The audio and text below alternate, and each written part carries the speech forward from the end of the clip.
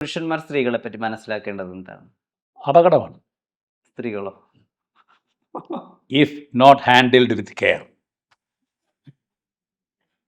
ഇതിനപ്പുറം ഒരു നല്ല വ്യാഖ്യാനം ഉടനെ കിട്ടത്തില്ല ഇത്ര പെട്ടെന്ന്.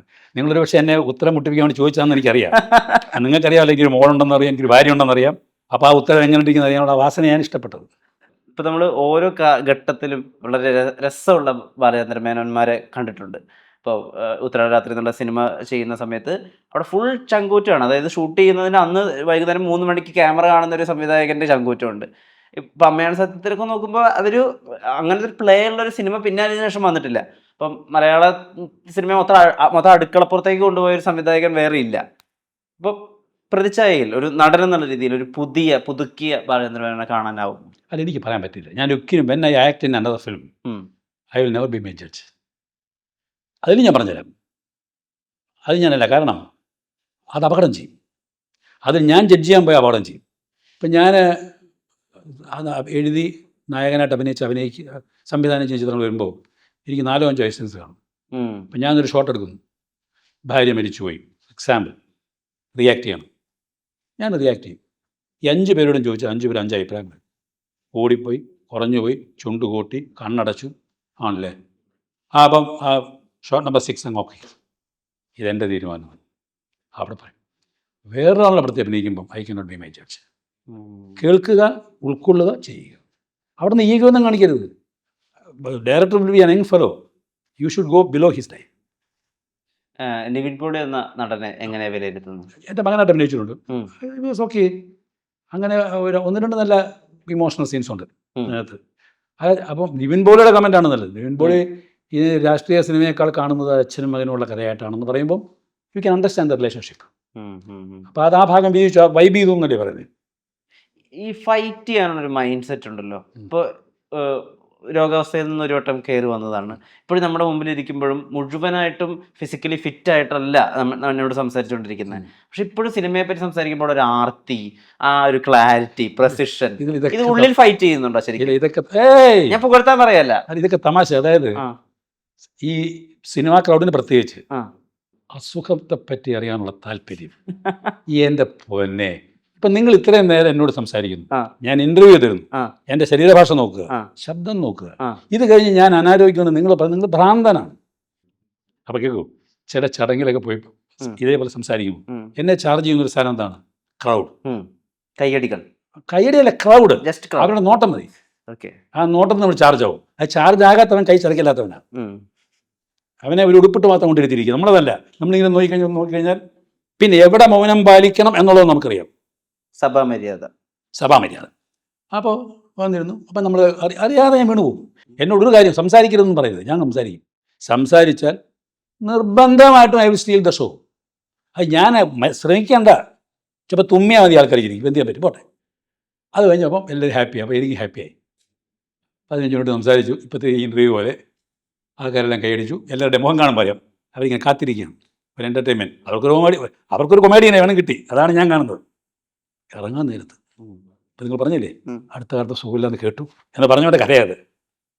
ഇറങ്ങാൻ നേരത്ത് ഒരു 3 സംഘാടകൻ പുറകെ വരും എന്നെ യാത്ര അയക്കാൻ. അപ്പം ഞാൻ മുമ്പിൽ പോകും, ഇയാൾ പുറകെ വരും, തള്ളി വരും. അപ്പം എന്നെ കാറി കയറ്റി വിടാനാ ആതിഥ്യ മര്യാദ. അപ്പം നമ്മളൊന്നും ശ്രദ്ധിക്കുന്നത് ചെന്ന് കാറിൻ്റെ ഡോറ് തുറന്ന് എന്നെ അകത്തേക്ക് ഇരുത്തിയിട്ട് ഈ 4-ൽ ഒരുത്തൻ കാണും. അവനെ പറ്റി പറയാനുള്ളത്, സാർ ഇപ്പം കുഴപ്പമൊന്നും ഇല്ലല്ലോ, എന്താ കുഴപ്പം? എന്താ അതിൻ്റെ അർത്ഥം ആ ചോദ്യത്തിൻ്റെ? അടുത്ത ചോദ്യം, ആരോഗ്യം എങ്ങനെയുണ്ട്? ഇല്ല, 5 കിലോ തരൂ. ചുമ്മാ ഇത് അത് പകരം കൊടുക്കും ഞാൻ നല്ല ടൈംസ്. അത് കൊടുത്തില്ലെങ്കിൽ എനിക്ക് സ്വസ്ഥത കിട്ടത്തില്ല. എന്തിനാ ക്യൂരിയോസിറ്റി? അസുഖമൊന്നും വന്നില്ലേ മനുഷ്യൻ മരിക്കില്ലേ? കൽപ്പാന്ത കാലത്തോളം ജീവിക്കില്ലല്ലോ. അപ്പോൾ ഇവനൊന്നും വേറെ പണിയില്ല. 3 നേരം ഭക്ഷണം കഴിക്കുക, പരദോഷം പറയുക. അതൊരു നല്ല ലോബിയുണ്ട് ഇപ്പോൾ.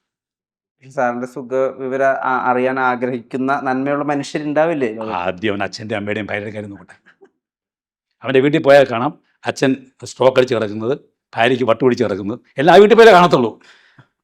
വെറുതെ പറയുന്നത്. അവനാണ് ഇപ്പം കുഴപ്പമൊന്നുമില്ലല്ലോ. അവൻ്റെ പോക്കറ്റിൽ 5 പൈസയും കാണത്തില്ല. അല്ല, എനിക്ക് കുഴപ്പമുണ്ട്, ഒരു നാരങ്ങോട്ടായിട്ടേ കൊള്ളാം, പിന്നെ അവനെ കാണൂല. ഒരുപക്ഷെ സാർ എൻ്റർടൈൻ ചെയ്യാൻ പോകുന്ന 5ാമത്തെ ജനറേഷൻ്റെ അടുത്തായിരിക്കും പ്രതിച്ഛായ ഇനി റിലീസ് ചെയ്യാൻ പോകുന്നത്. സോ അങ്ങനെ അതുകൊണ്ട് ഈ 50 വർഷത്തിനുള്ളിൽ എനിക്ക് ദൈവം കനിഞ്ഞു തന്നൊരു വലിയ ഭാഗ്യം മഹാരഥന്മാരൊക്കെ കണ്ട് ഞാൻ തെക്കുറിശ്ശി ചേർന്ന് ഞാൻ ആരംഭിച്ചതാണ്. നസീർ സാറുണ്ട്, മധു സാറുണ്ട്, കെ പി ഉമറുണ്ട്, ശങ്കരടി സാറിന്റെ അടുത്തല്ലേ ആദ്യ അതെ ക്യാമറ? അതെ ശങ്കരാചാര്യ ചേട്ടനുണ്ട്, പഴയ ആൾക്കാർ ഗോവിന്ദൻകുട്ടി ആ റൈറ്റർ, എനിക്ക് പറയാൻ തീരില്ല എത്രയോ പേര്. അവരുമായിട്ടെല്ലാം ഇൻട്രാക്ട് ചെയ്യാൻ, അവർ ചോദിക്കുമ്പോൾ ഉത്തരം പറയാനുള്ള ഒരു ശേഷി ദൈവം തന്നില്ലേ. ഹാപ്പി. ഇത് മതി. ഇനി മത്സരിച്ചങ്ങ് പാൻ ഇന്ത്യൻ ഒന്നും പ്രശ്നമൊന്നുമില്ല. അത് പോകേണ്ടൊരു പോട്ടെ. ഇത് കാണാൻ ആൾ വേണ്ടേ, ആ കൂട്ടത്തിൽ ഇരുന്നോളാം. കേട്ടിട്ടുണ്ട് ഞാൻ ജെയിംസ് ബോണ്ട് പടം ചെയ്താലും അത് കുടുംബചിത്രമായിരിക്കും, അടിയുണ്ടാവും, പാട്ടുണ്ടാവും, അതൊക്കെ ഒക്കെ ഉണ്ടാവും. ഉണ്ടാവും. പിന്നെ വേറെ കാര്യം, ഇവിടുത്തെ സമ്മതിയോ, രാഷ്ട്രീയമായ സാമുദായികമായ ഒരു പിന്തുണയില്ലാത്ത ആളാണ് ഞാൻ. ആ. I leave on my name and I am proud about it. മതി. എന്ന് വന്നാൽ ഇതിനപ്പുറം ഒന്നും പോകാൻ പറ്റുകയില്ല. അപ്പോൾ അവർക്ക് വേണ്ടി നിൽക്കുക. ഇപ്പോൾ നിങ്ങളുടെ ചോദ്യങ്ങൾ നന്നായതുകൊണ്ടാണ് ഞാൻ ഇത്ര നീട്ടി പറഞ്ഞത്. അല്ല എപ്പോഴും നിർത്തിയാനേ ഇത്. ആ ചോദ്യങ്ങളിൽ സുഖമുള്ളൊരു മനയുണ്ട്. അപ്പോൾ അത് ഞാൻ പറഞ്ഞേക്കാം, പറയാനുള്ള അവസരമുള്ളത്. ഇപ്പം നമ്മളൊരു ഷർട്ട് ഇട്ടിറങ്ങുന്നു, എവിടുന്നാ ചേട്ടാ ഇത് വാങ്ങിച്ചത്, അത് കേൾക്കാനുള്ള ഏത് മണ്ടനും ഇഷ്ടം. ഇതിലൊന്നും വലിച്ചേണ്ട ആവശ്യം എന്തത്, അത് കേൾക്കാനാണല്ലോ അതിന് മുമ്പിൽ ബോർഡ് വയ്ക്കുന്നത്. ഈ ഹ്യൂമർ സെൻസ് എനിക്ക് ഭയങ്കര ഇഷ്ടമാണ്. കാരണം ഒരു വട്ടം ആളുകൾ ഒരു ഇന്റർവ്യൂ വളരെ ആഗ്രഹത്തോടുകൂടി ചോദിക്കുകയാണ്, ഈ കുടുംബ ക്ലബ്ബുകൾ തുടങ്ങുന്നതിന് പിന്നിലെ ഒരു ഉദ്ദേശശുദ്ധി എന്താണെന്ന്. സാറ് വളരെ കൗതുകത്തോടുകൂടി ഞാൻ മറുപടി പറയാണ്, എൻ്റെ ആശാനെ സ്ത്രീകൾ പരസ്പരം കണ്ടുമുട്ടിയ സാരി കാണിക്കാൻ ഒരു വേദി വേണ്ടത്. അതുപോലത്തെ ഒരു ഹ്യൂമർ ഞാൻ കേട്ടിട്ടില്ല. സത്യമാണ്. മനുഷ്യ സമൂഹ ജീവിയല്ലേ. പിന്നെ ഇതൊന്നും വായനയിൽ നിന്നും വരുന്നതല്ല, ഇത് പറയേണ്ടത് observation ആണ്. പറഞ്ഞിരിക്കണം. എങ്ങനെയുണ്ട് അണ്ണ ആരോഗ്യം എന്ന് ചോദിക്കുന്നില്ലേ, വീട്ടിൽ അമ്മയെ നോക്കണം നീ ആദ്യം, അതല്ലേ ചെയ്യേണ്ടത്. ഇനിയൊരു സിനിമ സംവിധാനം ഉണ്ടാവുമോ ഇല്ലയോ എന്നുള്ള കാര്യം അണ്ടർ കൺസ്ട്രക്ഷൻ. അതെപ്പോഴും അത് ഉണ്ടാക്കിയ കഥ മാറ്റി തന്നിരിക്കും, അങ്ങനെ വരുമല്ലോ. കൊതിയുണ്ട്. ഇപ്പോൾ ഒരു മെയിൻ സ്ട്രീം സിനിമയിൽ നായികയോട് എന്താ കഴിച്ചതെന്ന് ചോദിക്കുമ്പോൾ ചോറും മെഴുക്ക് പുരട്ടിയും തൈരും ഒക്കെയാണെന്ന് പറയുന്ന ഒരു നായകൻ, അത് വളരെ റെയറാണ്, അത് വളരെ ഒറിജിനലാണ്. ഇപ്പം ചിക്കൻ മതി. ഇപ്പം ചിക്കൻ ഏത് വെറൈറ്റി കിട്ടുമെന്നോ, അപ്പോൾ ചിക്കൻ കഴിക്കാന്ന് പറഞ്ഞാൽ പക്ഷിപ്പനി വന്നു. ദൈവം നോക്കിക്കൊണ്ടിരിക്കില്ല എത്ര ചിക്കൻ കഴിക്കുന്നു. അപ്പോൾ നോക്കിയപ്പോഴാണ് തട്ടി കയറി പക്ഷിപ്പനി. 1,00,000 പേരെ കൊന്നിപ്പം കോഴികളെ. അപ്പോഴാണ് അവിടെ ചാൻസ് ഇല്ല വന്നപ്പോഴാണ് നാട്ടിൽ രാഷ്ട്രീയം വന്നത്. അപ്പോൾ ഇവരുടെ തല വെച്ച് രാഷ്ട്രീയക്കാർ ഇറങ്ങി. കോഴി കാരണം ഈ കോഴി ആൾക്കാർ മറന്നുപോയത് ഒരു ബിസിനസ്സാണത്. അതിൽ ഈ സാധനം എപ്പോഴും ഇരിപ്പുണ്ട്, അത് ഇവർ കൂടെ കാണിക്കാം എന്ന് പറഞ്ഞ് അവർക്ക് ആവശ്യമുള്ള പർപ്പസിന് വേണ്ടി പറഞ്ഞാൽ മനസ്സിലായില്ലേ കോഴിയുടെ തല വെച്ച് പടം വരുന്നത്. അവസാന ചോദ്യം, അത് പുള്ളിക്ക് മനസ്സിലായിട്ടില്ല. എനിക്ക് മനസ്സിലായത് ജീവിതത്തെ എങ്ങനെ സരസമായിട്ട് നേരിടണം. സരസമായിട്ട് നേരിടാൻ പറ്റുള്ളൂ. ജീവിതത്തിന് നേരെ മുഖം തിരിച്ചു നിന്നിട്ടും മുഖം വീർപ്പിച്ചിട്ട് ഒരു കാര്യമില്ല. It is your duty that people like you.